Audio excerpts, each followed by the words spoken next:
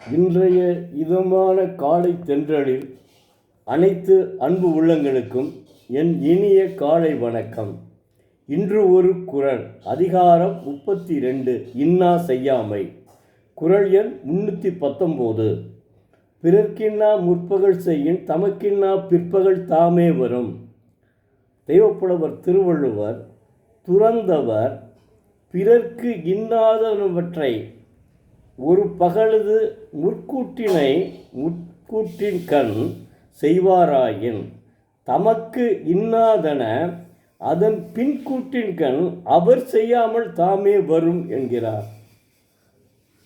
அது பிறருக்கு துன்பத்தினை ஒருவன் செய்தால் அவனுக்கு முற்பகலிலே அவன் அந்த துன்பத்தை செய்தால் பிற்பகலிலே அவன் செய்யாமல் துன்பம் தாமாகவே வரும் என்கிறார். இது அற்புதமான குறளுங்க. அதாவது இவன் ஒருவன் முற்பகலிலே துன்பத்தை செய்தால் பிற்பகலிலே அவனை அறியாமல் வேறொருவன் அவன் செய்யாமல் அந்த வேறொருவன் மூலமாக எப்படியோ துன்பம் சேரும். அப்போ அவன் என்ன செய்யணும்னா, இந்த குறள் இப்படி நினச்சான்னா அவன் அச்சுறுத்துவதற்காகவே தெய்வப்புலவர் எழுதியிருக்கிறார். நம்ம துன்பம் செய்தோம்னால் அடுத்தவன் நிச்சயமாக நமக்கு துன்பம் தானே வந்துடும், அவனுக்கு துன்பம் தானே வரும். அவன் செய்யாமல் துன்பம் செய்யப்பட்டவன் செய்யாமல் தானே வரும் என்கிறார். எவ்வளோ அற்புதமாக சொல்லியிருக்கார் பாருங்க. அதான் அப்போ மனிதனினுடைய மனச்சாட்சி உறுத்தும் நம்ம செய்யக்கூடாத துன்பம் அடுத்தவனுக்கு அப்படின்றது அதுக்காக எடுத்து கூறியிருக்கிறார். இன்னும் ஒரு குறள் தாங்க இருக்குது. அதில் தான் அவர் தீர்ப்பு சரியாக சொல்லுவார் அந்த அளவுக்கு. அதனால் மாணவ செல்வங்களே, தயவு செய்து நீங்கள் தினந்தோறும் ஒரு குறளை படியுங்கள், அதன்படி நடங்கள். தங்கள் வாழ்க்கை வளம் பெறும் வளமாக இருப்பீர்கள்.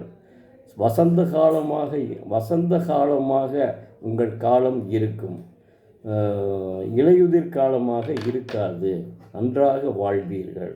தினமும் ஒரு குறளை படியுங்கள். படித்து அதன்படி நடந்தால் 50 ஆண்டுகளுக்கு முன்பாக தமிழகம் எப்படி இருந்ததோ அப்படி மீண்டும் தமிழகம் வரக்கூடியது உங்கள் கையில்தான் இருக்கிறது. நீங்கள் தான் இளைஞர்கள். ஏன்னா இப்போ லிவிங் டுகெதர்னு ஒன்று வந்துருச்சு.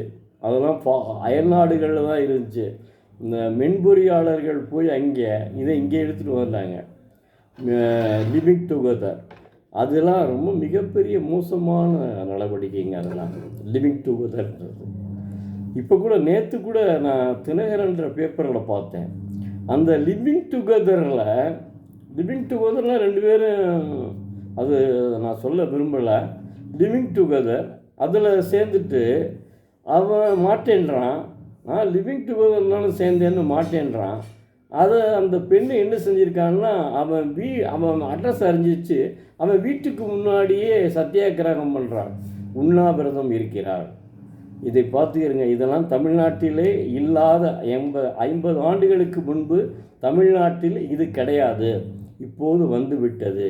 அதனால் தான் இளைஞர்கள் தினமும் ஒரு திருக்குறள் படித்தால் உங்களை அறியாமலே உங்களுக்கு மனமாற்றம் ஏற்படும். நன்றி, வணக்கம். நாளை மீண்டும் ஒரு குறளோடு உங்களை சந்திக்கும் எழுத்தாளர் சோ. பரமசிவம்.